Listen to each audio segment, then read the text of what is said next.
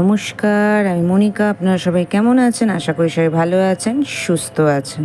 আজ 2 সেপ্টেম্বর, সোমবার। তো আজকে অভিজিতের এক্সাম আছে। আজকের আর কালকে মানে মঙ্গলবার এক্সাম আছে 2 দিন। তো আমি তো আজকে অনেক সকাল সকাল উঠে গেছি, প্রায় আপনার 6টা নাগাদ উঠে গেছি, কেন অভিজিৎকে 8টার মধ্যে বেরিয়ে যেতে হবে। তো এই যে উঠেই আগে আমি ব্যালকনিতে এসেছি। আজকে মনে হচ্ছে বৃষ্টি হবে, পুরো মেঘলা মেঘলা ওয়েদার হয়ে আছে, ঠান্ডা ঠান্ডা ওয়েদার, ভালোও লাগছে। অবশ্য আমি উঠে যাই ওই 7:15-20 নাগাদ উঠে যাই। আজকে 6টায় উঠেছি, যেহেতু দুজনের টিফিনও তৈরি করতে হবে, আর অভিজিৎ তো 8টার মধ্যে বেরিয়ে যেতে হবে, কেন 10টা থেকে এক্সাম স্টার্ট হচ্ছে, অনেক দূরে ওদের পড়েছে পরীক্ষার সেন্টার। তো এই ওকে ডাকতে যাবো একটু পরে, 6:45 নাগাদ। তার আগে একটু ভাবলাম ব্যালকনিতে দাঁড়াই, হাওয়াটাও খুব সুন্দর দিচ্ছে।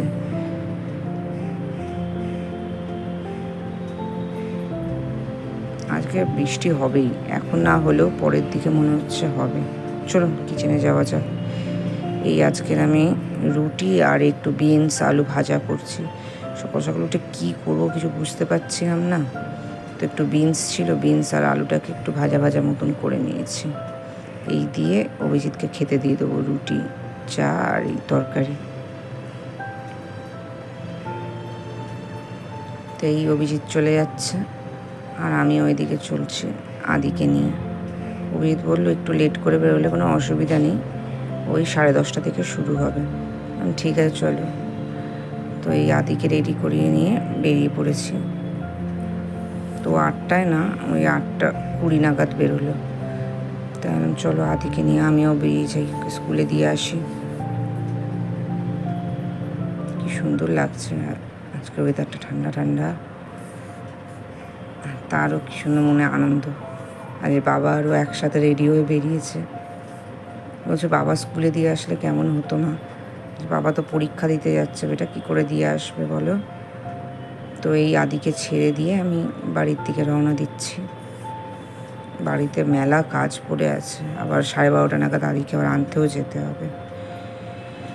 তো এই চলে এসেছি, এই আমার খাবার নিয়ে বসে গেছি, তাড়াতাড়ি খেয়ে নিয়ে কাজে লেগে পড়তে হবে ঝটপট, কেন আবার 12:30টায় আদিকে আনতে যেতে হবে। আর দুপুরে এসে আবার অভিজিৎ খাবে, আবার রান্নাও বসাতে হবে। কাজকর্ম তো প্রায় শেষ হয়ে গেছে। আর ওই যে বললাম না আপনাকে যে বৃষ্টি হবে, তো অলরেডি বৃষ্টি দেখুন পড়তে শুরু করে দিয়েছে। বেশি জোরে হচ্ছে না, কিন্তু হচ্ছে বৃষ্টি ঝিরি ঝিরি।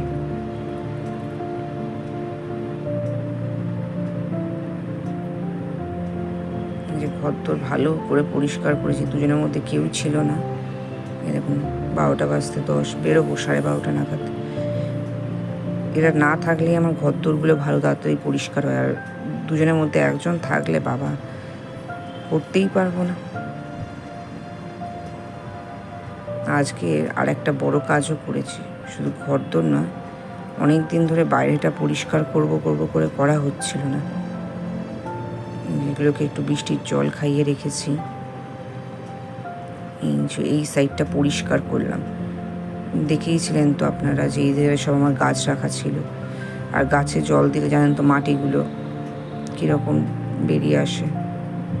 তো ওই জন্য পুরো পরিষ্কার করলাম, আর এদিকটা একটু ঢালটা আছে বলে জলটা পুরো আমার দিকে আসে বৃষ্টি পড়লে, ওই জন্য এই জায়গাটা ফাঁকা করে দিয়েছি। এই যে আমার উচ্ছে গাছটা, আর এই সব গাছ লাইন দিয়ে লাগিয়ে দিয়েছি এদিকে। আজকে একটা আমার বড় কাজ হলো, দিকের গলিটা পরিষ্কার করা।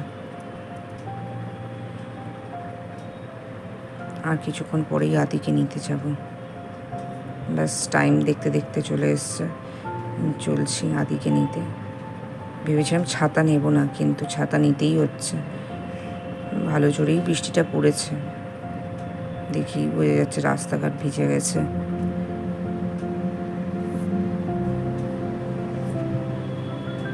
সকালবেলা যে মাঠটা শুকনো ছিল দেখুন, আজকে পুরো বৃষ্টিতে দেখুন ভিজে গেছে। আমি বুঝতেই পারিনি যে এত জোরে বৃষ্টি পড়ছিল। ওই ছুটি হয়ে গেছে স্কুল, সব বাচ্চাগুলো আসছে আদি স্কুলের। সেও ভাবছে মা এখনো আসছে না কেন।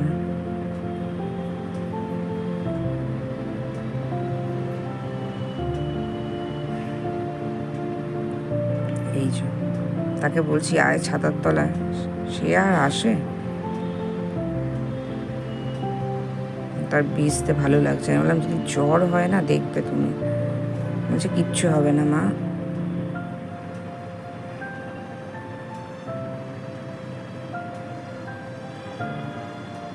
দেখুন তিরিং মিরিং করে দৌড়াচ্ছে চিংড়ি মাছের মতন।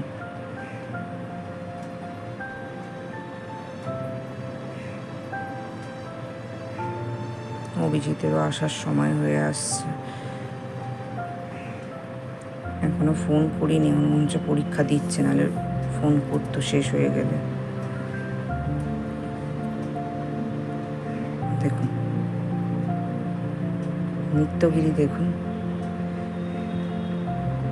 তো আজকের ভিডিওটা আমি এখানেই শেষ করছি। ভিডিওটা ভালো লাগলে একটা লাইক করে দেবেন, আর যারা আমার ফেসবুক পেজ থেকে দেখছেন তারা আমার ফেসবুক পেজটাকে ফলো করে নেবেন, আর যারা ইউটিউব দিয়ে দেখছেন প্লিজ আমার ইউটিউব চ্যানেলটাকে সাবস্ক্রাইব করে নেবেন। দেখা হচ্ছে আবার একটা নতুন ভিডিওতে। সবাই সুস্থ থাকবেন, ভালো থাকবেন।